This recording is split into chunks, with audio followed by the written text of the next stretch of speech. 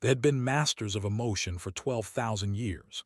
Their empire stretched across 100 star systems, and their power came not from weapons or armies, but from something far more subtle. They could feel what others felt.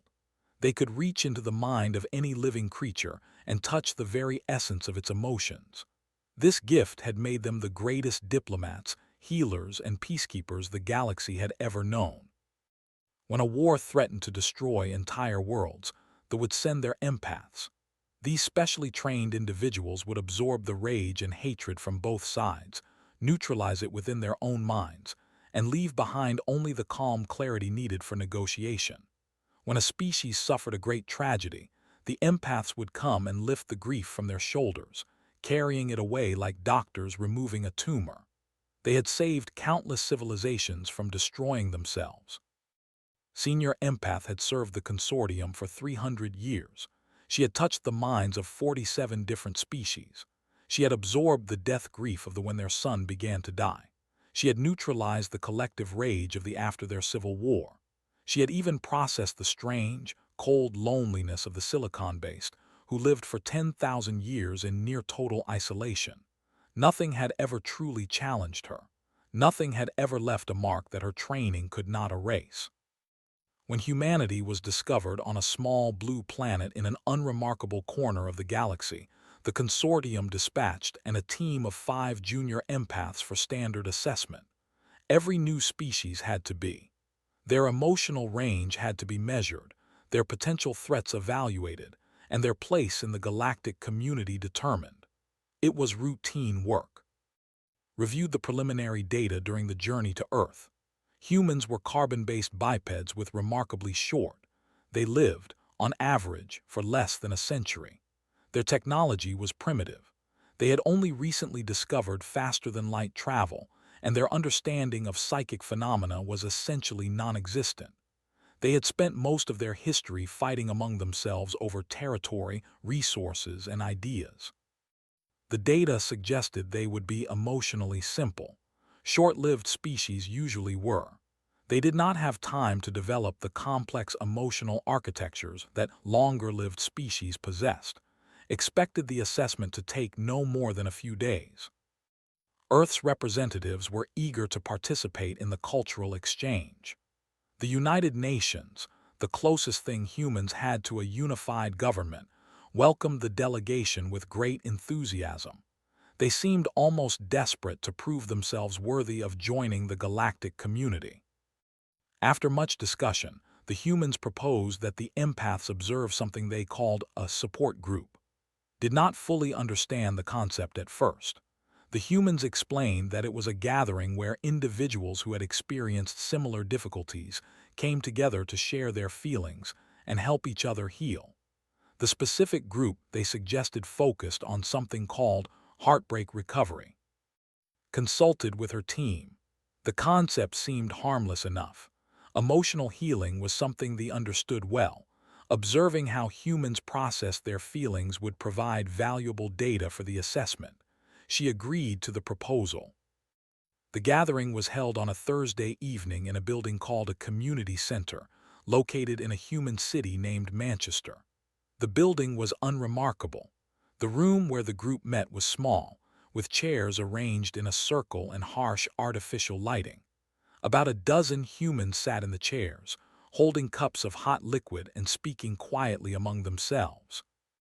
And her team took positions around the edge of the room. They calibrated their absorption matrices, which would allow them to safely process any emotions they encountered. They activated their neural dampeners, which would protect their minds from any unexpected intensity. They opened their receptors, just a fraction, just enough to sample the emotional atmosphere of the room. The first thing noticed was how ordinary everything seemed. The humans appeared relaxed. Some of them were even smiling. Whatever emotional trauma they had experienced, it did not seem to be affecting them at that moment. Allowed herself to relax slightly. This would be even easier than she had expected. A human woman stood up and began to speak. Her name was Sarah, and she appeared to be in her middle years. She had brown hair and tired eyes and a smile that did not quite reach the rest of her face. She began to talk about something called a divorce. Opened her receptors a little wider to get a clearer reading. She wanted to understand the emotional content of what Sarah was describing. A divorce, she gathered, was the dissolution of a human mating bond. It seemed like a straightforward form of lost grief. They had processed such emotions countless times. Then Sarah began to describe how she felt. The first wave hit like a physical blow. It was not one emotion. It was dozens, hundreds, all tangled together in ways that should have been impossible. There was grief, yes, but it was wrapped around something else. Love. Sarah still loved the person who had hurt her.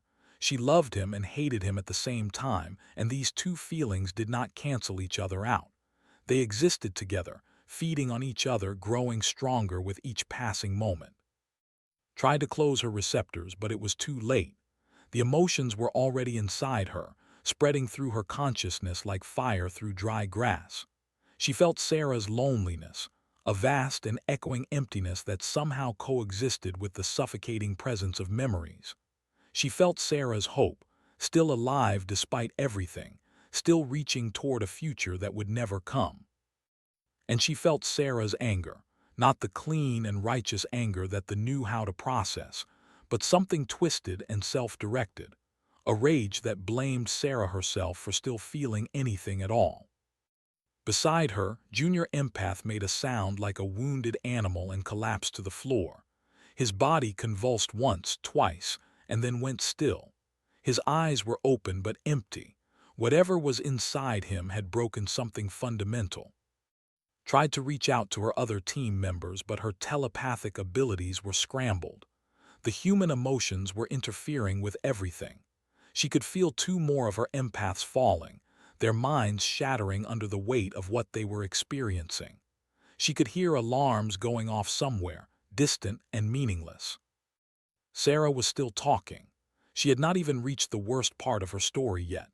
She was describing how she had found out about her husband's betrayal, how she had come home early from work one day and discovered that everything she believed about her life was a lie. The emotions intensified, layer upon layer of pain and confusion and desperate, clinging hope that somehow things would go back to the way they were. Understood in that moment that she was going to die. Not physically, perhaps, but in every way that mattered.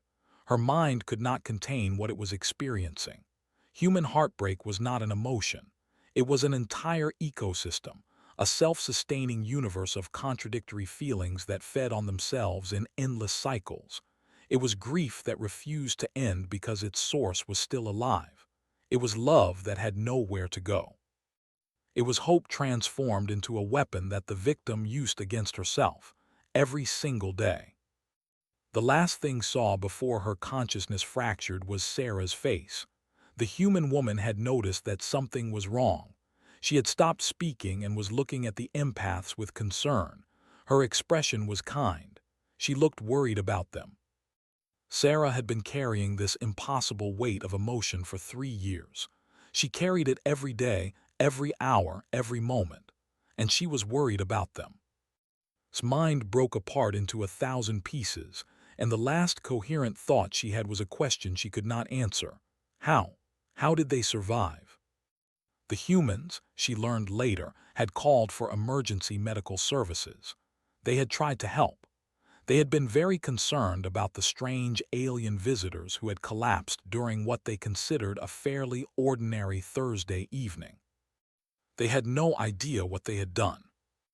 The emergency session of the High Council began 3 days after the Manchester incident. The 17 members of the council sat in a perfect circle, their ancient faces grave and troubled. In 12,000 years of recorded history, they had never faced anything like this.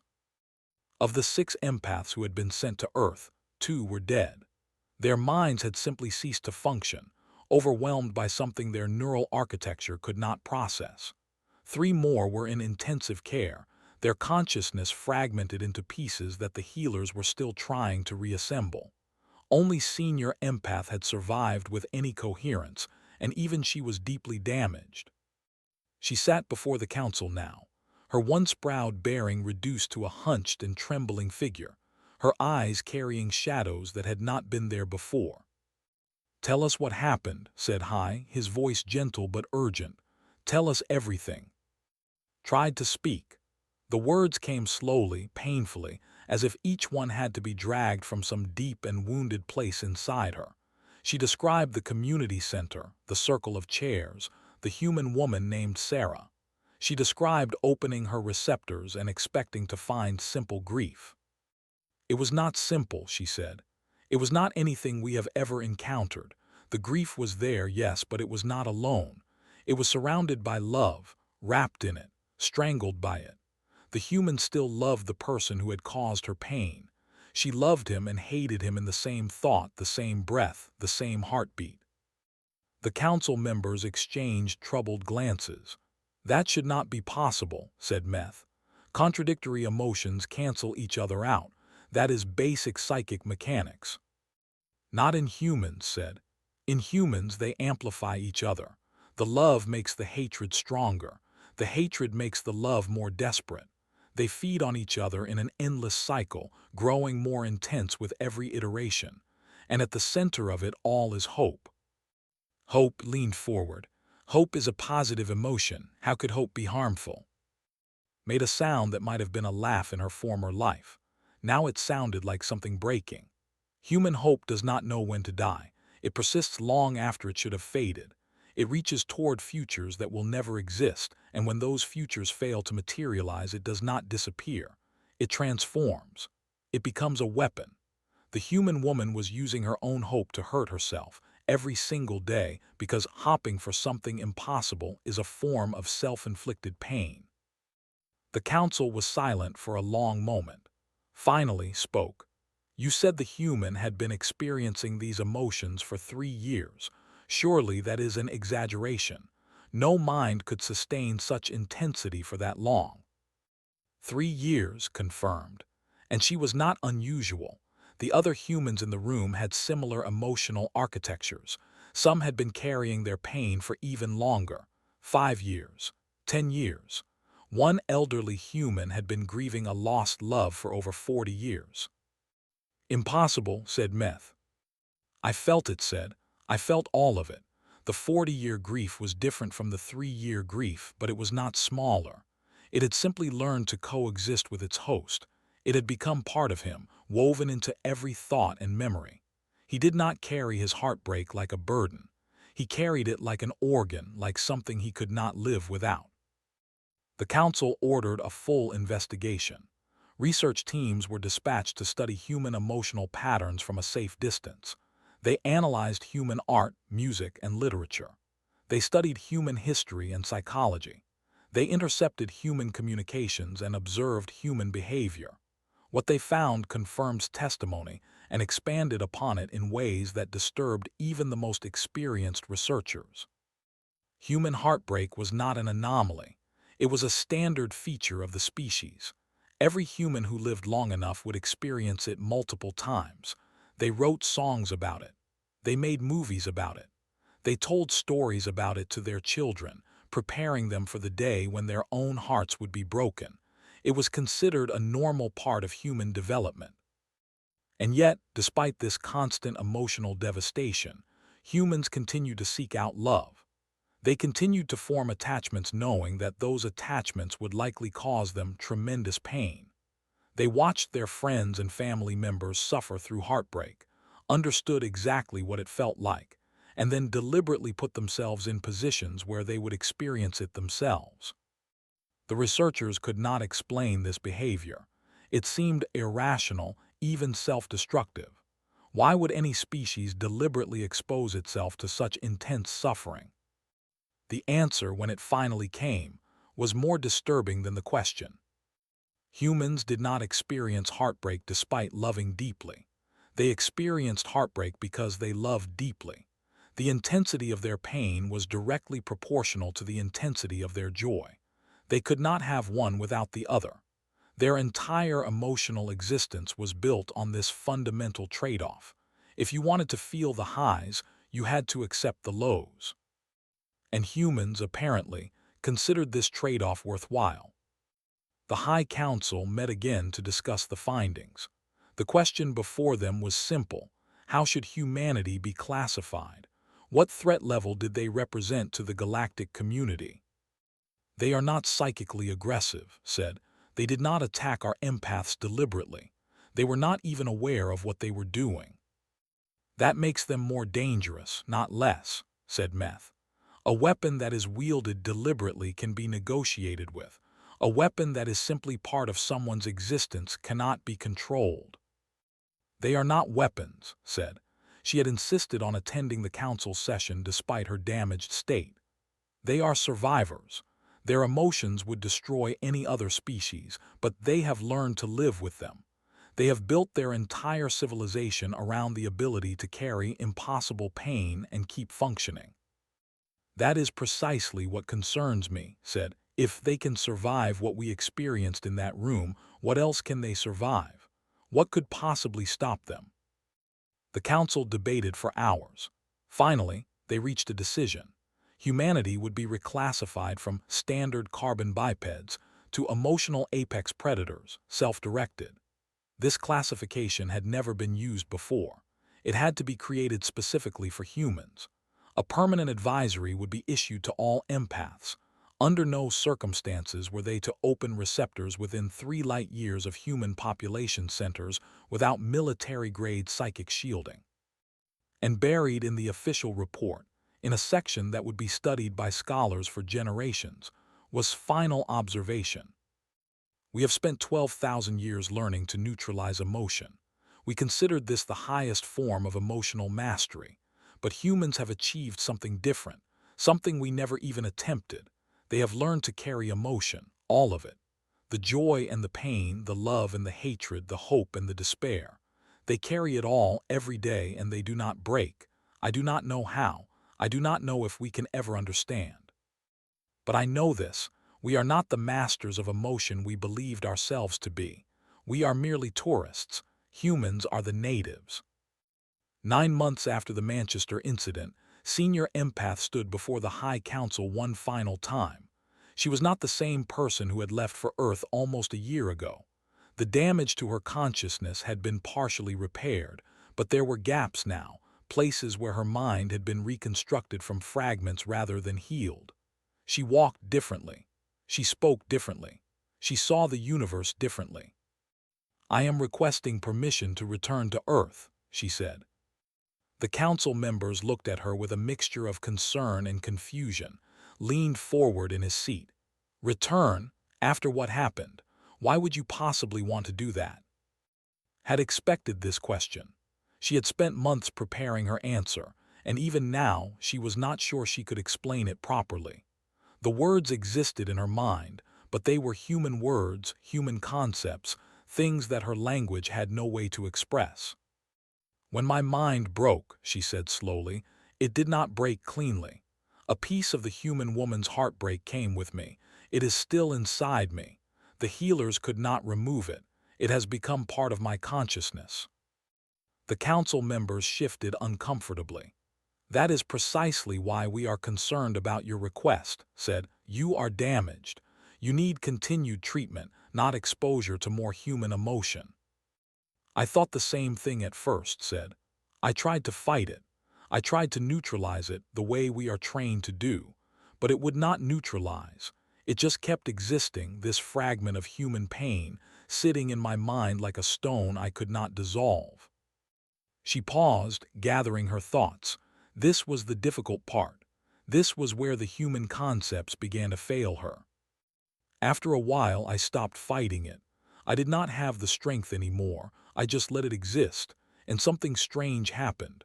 I began to learn from it."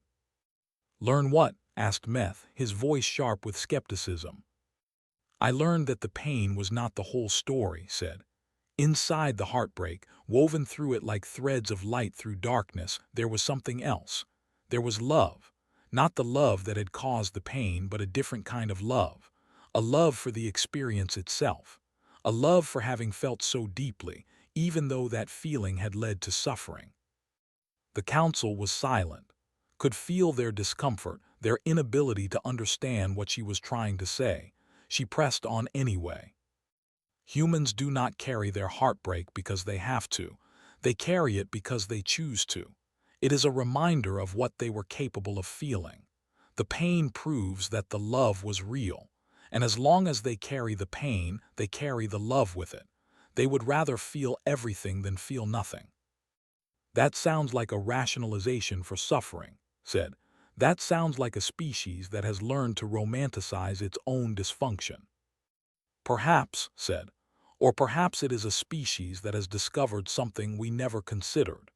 Perhaps carrying pain is not the same as being destroyed by pain. Perhaps there is a kind of strength in being wounded and continuing anyway. She looked around the council chamber, at the ancient faces of the beings she had served for 3 centuries. They were wise and powerful and utterly unable to understand what she was trying to tell them. That was not their fault. It was not even their limitation. It was simply who they were. I need to go back, she said. I need to understand how they do it, not so that I can protect myself from them, but so that I can learn from them. We have been treating human emotion as a threat. What if it is a gift instead? What if they know something about living that we have never imagined? The council debated for a long time. In the end, they granted her request, not because they understood her reasoning, but because they trusted her judgment. She had served the consortium faithfully for 300 years. If she believed this was necessary, they would allow it. Returned to Earth on a cool autumn day. She did not go to the United Nations or contact any official human organizations.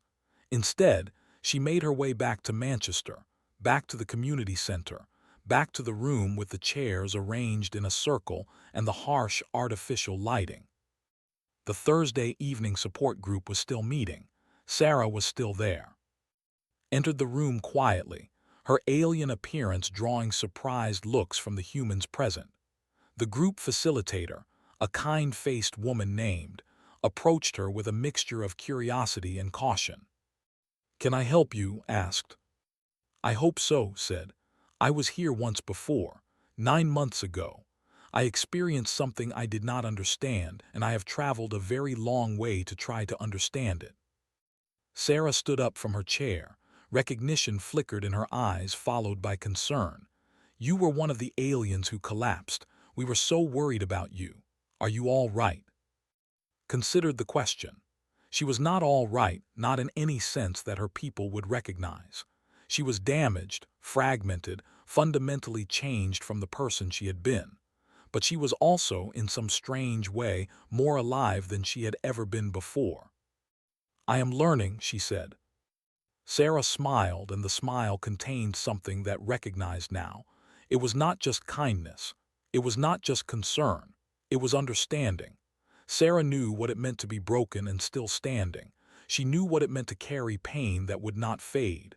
And she recognized that same knowledge in.